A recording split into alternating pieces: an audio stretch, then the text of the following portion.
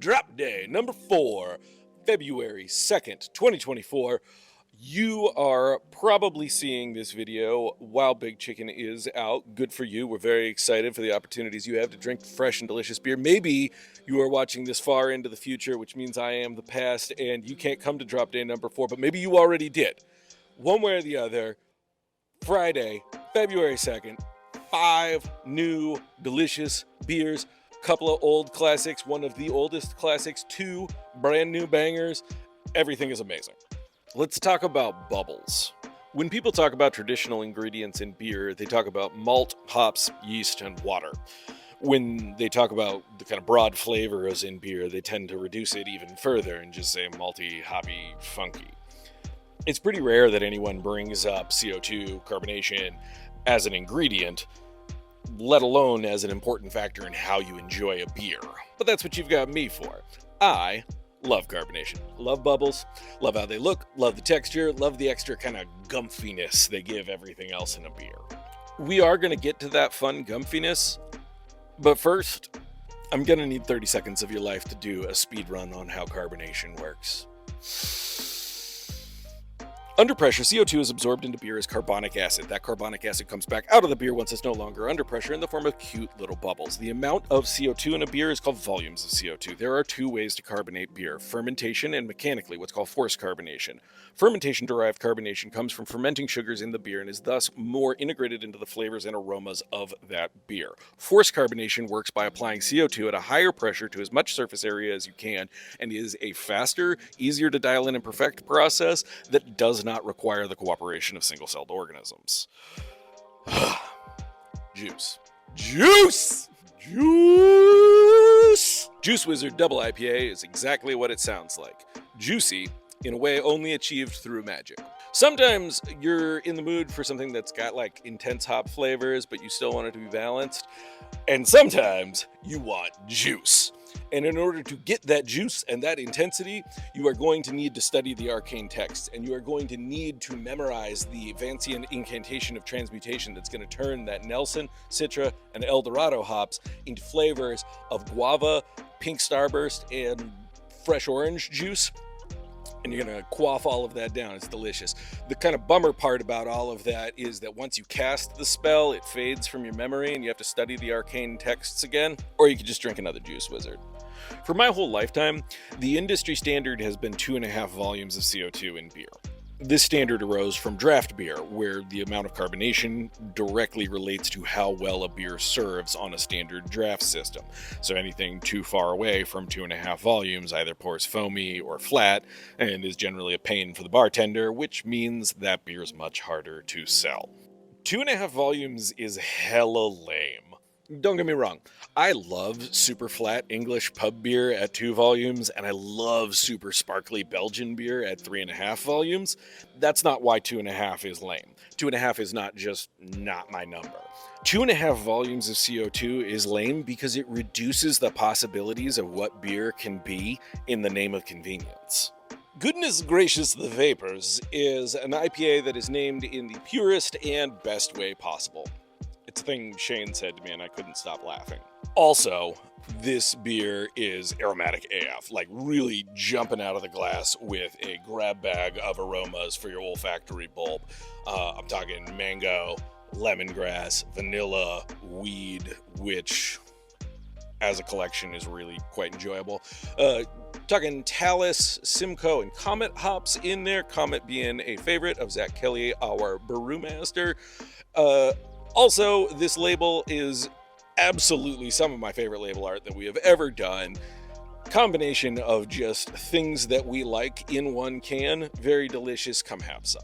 In his book, The Loop, Jacob Ward talks about how fears about AI creating art and media are overplayed, but concerns about the algorithm guiding human creativity are underplayed. You're going to have to bear with me on this.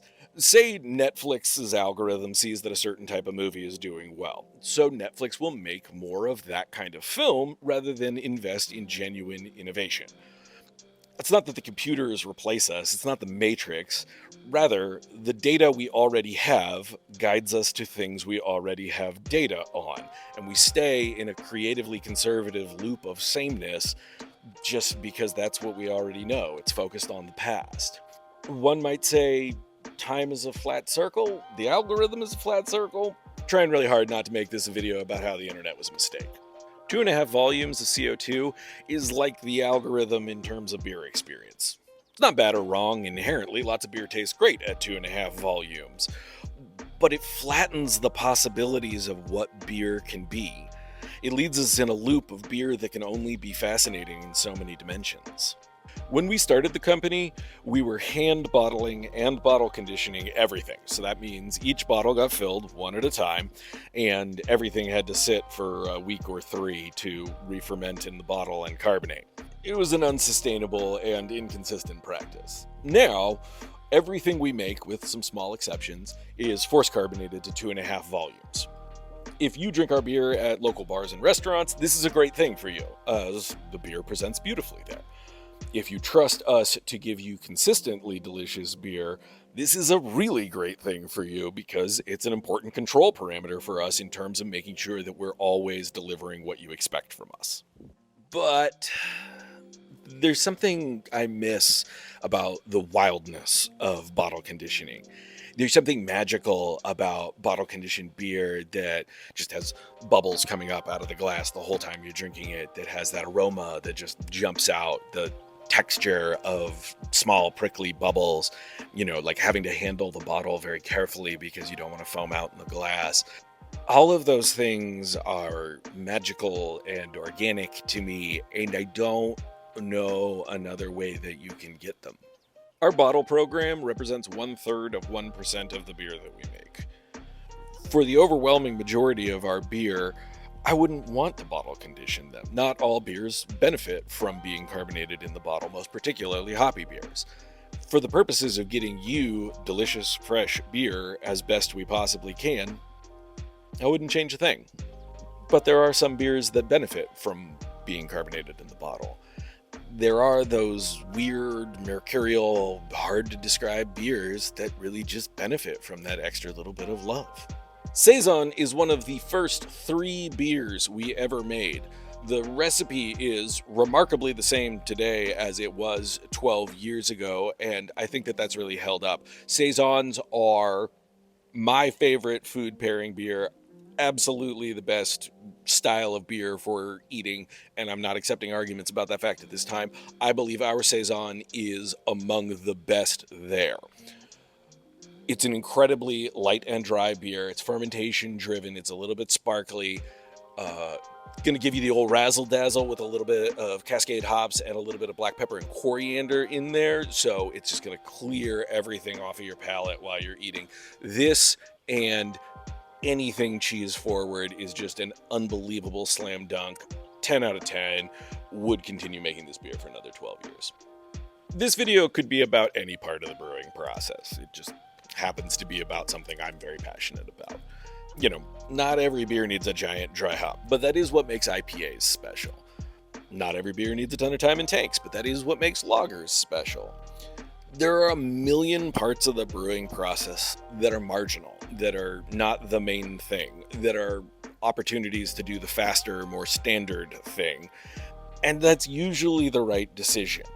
But each one of those decisions is also an opportunity to take a beer from 99% delicious to 100% delicious. To take a beer from being really, really good to being special. It's always an interesting question. Is the last 1% worth it? Does the time and money necessary to have a bottle sit around for 3 weeks carbonating really make the beer noticeably better? For some folks, yeah, but most folks won't notice. Not because they don't have good palates or they don't care or anything like that. It's just that beer's a background character to the things that are actually important in life. Hanging out with your family, catching up with a friend, eating a meal, going to a show. Those things are what really matters, and that last 1% is always going to have a hard time comparing to those life priorities. But someone will notice. When someone notices, it's an opportunity for them to have a special experience with the beer. That, wait, what is this? This is delicious. Oh my God, what am I drinking experience, Maybe only 1 or 2 people are going to have that moment with any given beer. But by chasing that last 1%, we protect that opportunity for everyone. By doing every single last thing we can to make sure that a beer is absolutely as delicious as it can possibly be, we protect that opportunity for everyone, not knowing who the people who are going to have that experience are. Weekly Beer Name Generator is named for our gruff old heroes, the folks who have been doing the thing long enough to have earned some of that gruffness, and who maybe called you a weekly beer name generator as a dig, but you took it as a compliment, and now that's the name of this beer. This is all hypothetical, of course. Classic German Doppelbocks all adhere to the naming convention where they end in Ator, right? So you got Paulner, Salvator, you've got Einger's Celebrator, weekly beer name Jenner, Ator fits right in there, which is fantastic. This amber lager is a little bit stronger than a lot of our other ones. It's definitely good for keeping you warm inside while it is cold outside. And it's bringing all of that brown sugar, marble rye character, maybe a little bit of cherry, a little bit of prune. It is delicious. You will enjoy it. Prost. High Priestess is a barrel-aged sour ale aged in gin barrels with cherry and lime. Tarot and cartomancy, more broadly, is a really apt metaphor for the process and art of barrel aging full mature sour ales. The inspirations that go into how you age something and direct it is largely similar to the way that you interpret the cards that are dealt for you on a tarot reading.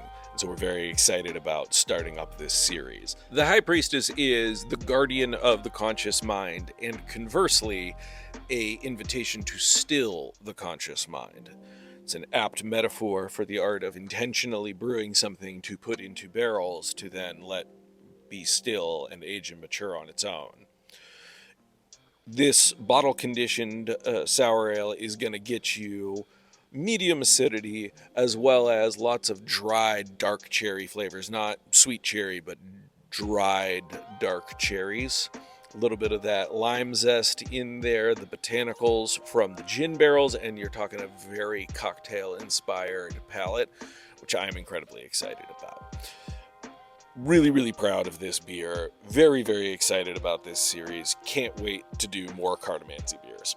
It's important to me that beer is special. If we're just making lightly carbonated booze water, then I'll let someone else do it. However, if we're chasing that last 1%, that romantic thing that makes the beer a little bit more of a pain in the ass, that most people won't notice, but some people will, that's hard to put into words, then yeah, you know? I hope you like bottle-conditioned beers. I love them. More importantly, I want everybody to know that this is a microcosm of the love and attention that we put into every single one of the beers that we make, regardless of type. So cheers to that. So boom, that's it. 5 beers, very excited about all of them. You, fellow time traveler, have joined me here for this exciting discussion. I wore pink because, February, Valentine's Day. I hope you appreciate me putting in the effort. We appreciate you watching till the end, putting in the effort that way. All of this is fantastic news. We cannot wait to see you on Friday, February 2nd, 2024, here or again later into the future at another time, however the time travel works out for the you and me.